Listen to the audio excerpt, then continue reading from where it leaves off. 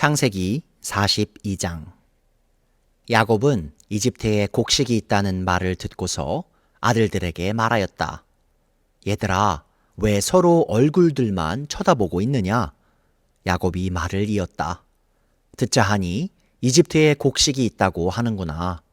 그러니 그리로 가서 곡식을 좀 사오너라. 그래야 먹고 살지. 가만히 있다가는 굶어 죽겠다. 그래서 요셉의 형 10명이 곡식을 사려고 이집트로 갔다. 야곱은 요셉의 아우 베냐민만은 형들에게 딸려 보내지 않았다. 베냐민을 같이 보냈다가 무슨 변이라도 당할까 보아 겁이 났기 때문이다.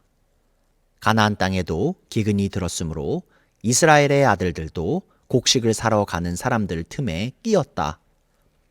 그때 요셉은 나라의 총리가 되어서 세상의 모든 백성에게 곡식을 파는 책임을 맡고 있었다.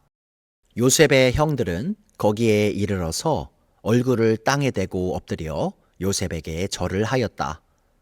요셉은 그들을 보자마자 곧바로 그들이 형들임을 알았다.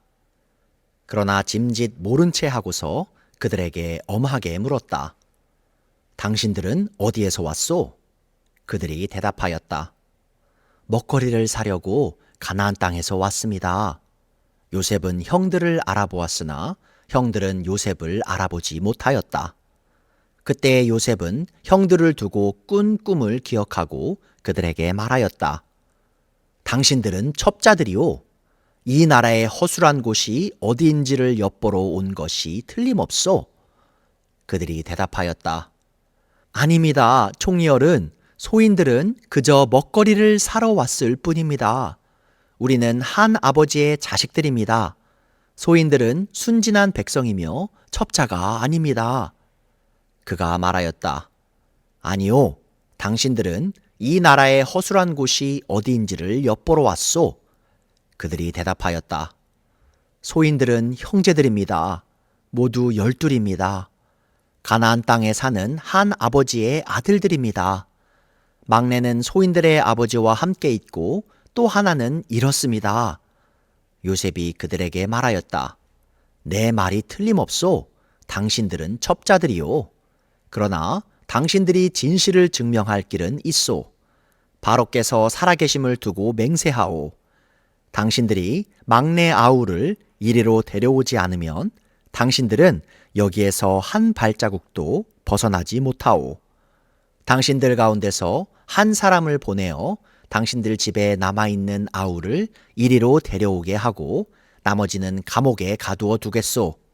나는 이렇게 하여 당신들이 한 말이 사실인지를 시험해 보겠소. 바로께서 살아계심을 두고 맹세하오. 당신들이 그렇게 하지 못하면 당신들은 첩자라는 누명을 벗지 못할 것이오. 요셉은 그들을 감옥에 사흘 동안 가두어 두었다. 사흘 만에 요셉이 그들에게 말하였다. 나는 하나님을 두려워하오.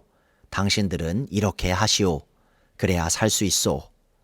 당신들이 정직한 사람이면 당신들 형제 가운데서 한 사람만 여기에 갇혀 있고 나머지는 나가서 곡식을 가지고 돌아가서 집안 식구들이 허기를 면하도록 하시오. 그러나 당신들은 반드시 막내 아우를 나에게로 데리고 와야 하오. 그래야만 당신들의 말이 사실이라는 것을 증명할 수 있을 것이며 당신들이 죽음을 면할 것이오. 그들은 그렇게 하기로 하였다. 그들이 서로 말하였다. 그렇다. 아우의 일로 벌을 받는 것이 분명하다. 아우가 우리에게 살려달라고 애원할 때에 그가 그렇게 괴로워하는 것을 보면서도 우리가 아우의 애원을 들어주지 않은 것 때문에 우리가 이제 이런 괴로움을 당하는구나. 르우벤이 그들에게 대답하였다. 그러기에 내가 그 아이에게 못할 짓을 하는 죄를 짓지 말자고 하지 않더냐. 그런데도 너희는 나의 말을 들은 채도 하지 않았다. 이제 우리가 그 아이의 핏값을 치르게 되었다. 그들은 요셉이 통역을 세우고 말하였으므로 자기들끼리 하는 말을 요셉이 알아듣는 줄은 전혀 알지 못하였다. 듣다 못한 요셉은 그들 앞에서 잠시 물러가서 울었다. 다시 돌아온 요셉은 그들과 말을 주고받다가 그들 가운데서 시므온을 끌어내어서 그들이 보는 앞에서 끈으로 묶었다. 요셉은 사람들을 시켜서 그들이 가지고 온 통에다가 곡식을 채우게 하고 각 사람이 낸 돈은 그 사람의 자루에 도로 넣게 하고 또 길에서 먹을 것은 따로 주게 하였다. 요셉이 시킨 대로 다 되었다. 그들은 곡식을 나귀에 싣고 거기를 떠났다. 그들이 하룻밤 묵어갈 곳에 이르렀을 때에 그들 가운데서 한 사람이 자기 나귀에게 먹이를 주려고 자루를 풀다가 자루 아귀에 자기의 돈이 그대로 들어있는 것을 보았다. 그는 이것을 자기 형제들에게 알렸다. 내가 낸 돈이 도로 돌아왔다. 나의 자루 속에 돈이 들어있어. 이 말을 들은 형제들은 얼이 빠진 사람처럼 떨면서 서로 쳐다보며 한탄하였다. 하나님이 어찌하여 우리에게 이런 일을 하셨는가? 그들은 가나안 땅으로 아버지 야곱에게 돌아가서 그동안 겪은 일을 자세히 말씀드렸다. 그 나라의 높으신 분이 우리를 보더니 엄하게 꾸짖고 우리를 그 나라를 엿보러 간 첩자로 여기는 것입니다. 그래서 우리는 그에게 우리는 정직한 사람입니다. 우리는 첩자가 아닙니다. 우리는 모두 한 아버지의 자식들로서 12 형제입니다. 하나는 잃고 또 막내는 가나안 땅에 우리 아버지와 함께 있습니다. 하고 말씀을 드렸습니다. 그랬더니 그 나라의 높으신 분이 우리에게 이르기를 어디 너희가 정말 정직한 사람들인지 내가 한번 알아보겠다. 너희 형제 가운데서 한 사람은 여기에 나와 함께 남아있고 나머지는 너희 집안 식구들이 굶지 않도록 곡식을 가지고 돌아가거라. 그리고 너희의 막내 아우를 나에게로 데리고 오너라. 그래야만 너희가 첩자가 아니고 정직한 사람이라는 것을 내가 알 수 있겠다. 그런 다음에야 내가 여기 잡아둔 너희 형제를 풀어주고 너희가 이 나라에 드나들면서 장사를 할 수 있게 하겠다 하였습니다. 그들은 자루를 비우다가 각 사람의 자루에 각자가 치른 그 돈 꾸러미가 그대로 들어있는 것을 보았다. 그들과 그들의 아버지는 그 돈 꾸러미를 보고서 모두들 겁이 났다. 아버지 야곱이 아들들에게 말하였다. 너희가 나의 아이들을 다 빼앗아 가는구나. 요셉을 잃었고 시므온도 잃었다. 그런데 이제 너희는 베냐민마저 빼앗아 가겠다는 거냐? 하나같이 다 나를 괴롭힐 뿐이로구나. 르우벤이 아버지에게 말하였다. 제가 베냐민을 다시 아버지께로 데리고 오지 못한다면 저의 2 아들을 죽이셔도 좋습니다. 막내를 저에게 맡겨 주십시오. 제가 반드시 아버지께로 다시 데리고 오겠습니다. 야곱이 말하였다. 막내를 너희와 함께 그리로 보낼 수는 없다. 그 아이의 형은 죽고 그 아이만 홀로 남았는데 그 아이가 너희와 같이 갔다가 또 무슨 변을 당하기라도 하면 어찌하겠느냐? 너희는 백발이 성성한 이 늙은 아버지가 슬퍼하며 죽어서 스올로 내려가는 꼴을 보겠다는 거냐? 창세기 43장. 그 땅의 기근이 더욱 심해갔다. 그들이 이집트에서 가지고 온 곡식이 다 떨어졌을 때에 아버지가 아들들에게 말하였다. 다시 가서 먹거리를 조금 더 사오너라. 유다가 아버지에게 말하였다. 그 사람이 우리에게 엄하게 경고하면서 너희가 막내 아우를 데리고 오지 않으면 다시는 나의 얼굴을 못 볼 것이다 하고 말하였습니다. 우리가 막내를 데리고 함께 가게 아버지께서 허락하여 주시면 다시 가서 아버지께서 잡수실 것을 사오겠습니다.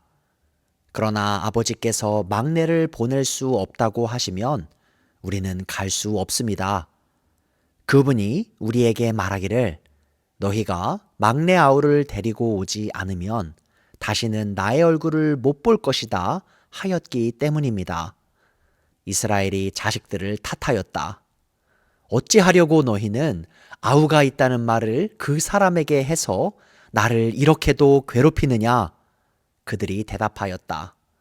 그 사람은 우리와 우리 가족에 관하여서 낱낱이 캐물었습니다. 너희 아버지가 살아계시냐? 하고 묻기도 하고 또 다른 형제가 더 있느냐? 하고 묻기도 하였습니다. 우리는 그저 그가 묻는 대로 대답하였을 뿐입니다. 그가 우리의 아우를 그리로 데리고 오라고 말할 것이라고는 상상도 하지 못하였습니다. 유다가 아버지 이스라엘에게 말하였다. 제가 막내를 데리고 가게 해주십시오. 그러면 우리가 곧 떠나겠습니다. 그렇게 하여야 우리도 아버지도 우리의 어린 것들도 죽지 않고 살 수 있을 것입니다. 제가 그 아이의 안전을 책임지겠습니다. 아버지께서는 그 아이에 대해서는 저에게 책임을 물어 주십시오. 제가 그 아이를 아버지께로 다시 데리고 와서 아버지 앞에 세우지 못한다면 그 죄를 제가 평생 달게 받겠습니다. 우리가 이렇게 머뭇거리고 있지 않았으면 벌써 2번도 더 다녀왔을 것입니다. 아버지 이스라엘이 아들들에게 말하였다. 꼭 그렇게 해야만 한다면 이렇게 하도록 하여라.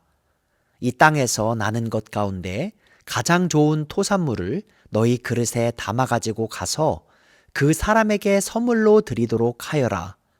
유향과 꿀을 얼마쯤 담고 향품과 모략과 유향나무 열매와 감 복숭아를 담아라.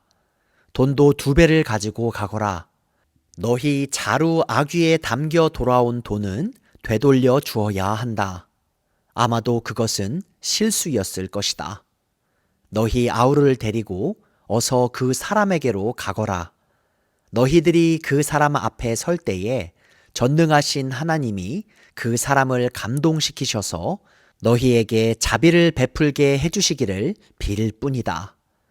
그가 거기에 남아있는 아이와 베냐민도 너희와 함께 돌려보내준다면 더 바랄 것이 없겠다. 자식들을 잃게 되면 잃는 것이지 난들 어떻게 하겠느냐? 사람들은 선물을 꾸리고 돈도 갑절을 지니고 베냐민을 데리고 급히 이집트로 가서 요셉 앞에 섰다. 요셉은 베냐민이 그들과 함께 온 것을 보고서 자기 집 관리인에게 말하였다. 이 사람들을 집으로 데리고 가시오. 짐승을 잡고 밥상도 준비하시오. 이 사람들은 나와 함께 점심을 먹을 것이오. 요셉이 말한 대로 관리인이 그 사람들을 요셉의 집으로 안내하였다. 그 사람들은 요셉의 집으로 안내를 받아 들어가면서 겁이 났다. 그들은 지난번에 여기에 왔을 적에 우리가 낸 돈이 알지도 못하는 사이에 우리의 자루 속에 담겨서 되돌아 왔는데 그 돈 때문에 우리가 이리로 끌려온다. 그 일로 그가 우리에게 달려들어서 우리의 나귀를 빼앗고 우리를 노예로 삼으려는 것이 틀림없다 하고 걱정하였다. 그래서 그들은 요셉의 집 문 앞에 이르렀을 때에 요셉의 집 관리인에게 가서 물었다. 우리는 지난번에 여기에서 곡식을 사간 일이 있습니다. 하룻밤 묵어갈 곳에 이르러서 자루를 풀다가 우리가 치른 돈이 액수 그대로 우리 각자의 자루 아귀 안에 고스란히 들어있는 것을 보았습니다. 그래서 우리가 그것을 다시 가지고 왔습니다. 또 우리는 곡식을 살 돈도 따로 더 가지고 왔습니다. 우리는 누가 그 돈을 우리 자루 속에 넣었는지 모릅니다. 그 관리인이 말하였다. 그동안 별거 없으셨습니까?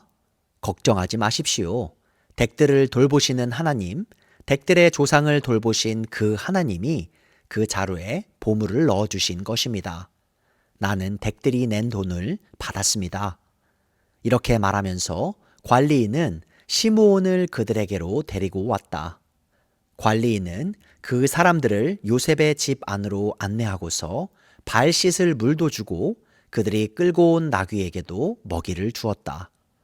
그들은 거기에서 점심을 먹게 된다는 말을 들었으므로 정오에 올 요셉을 기다리면서 장만해온 선물을 정돈하고 있었다. 요셉이 집으로 오니 그들은 집 안으로 가지고 들어온 선물을 요셉 앞에 내놓고 땅에 엎드려 절을 하였다. 요셉은 그들의 안부를 묻고 난 다음에 전에 그대들이 나에게 말한 그 연세 많으신 아버지도 안녕하시오?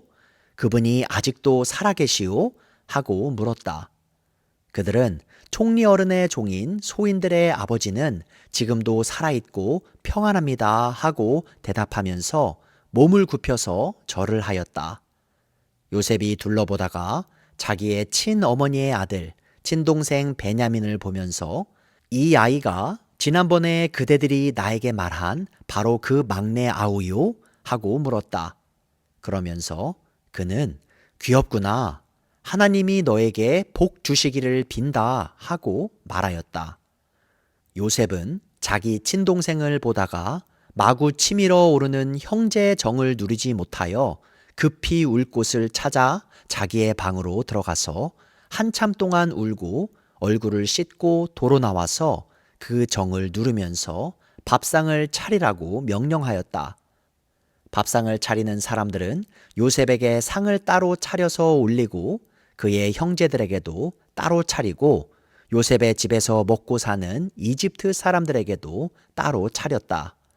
이집트 사람들은 히브리 사람들과 같은 상에서 먹으면 부정을 탄다고 생각하기 때문에 상을 같이 차리지 않은 것이다. 요셉의 형제들은 안내를 받아가며 요셉 앞에 앉았는데 앉고 보니 맏아들로부터 막내 아들에 이르기까지 나이 순서를 따라서 앉게 되었다. 그 사람들은 어리둥절하면서 서로 쳐다보았다. 각 사람이 먹을 것은 요셉의 상에서 날라다 주었는데 베냐민에게는 다른 사람보다 5몫이나 더 주었다. 그들은 요셉과 함께 취하도록 마셨다.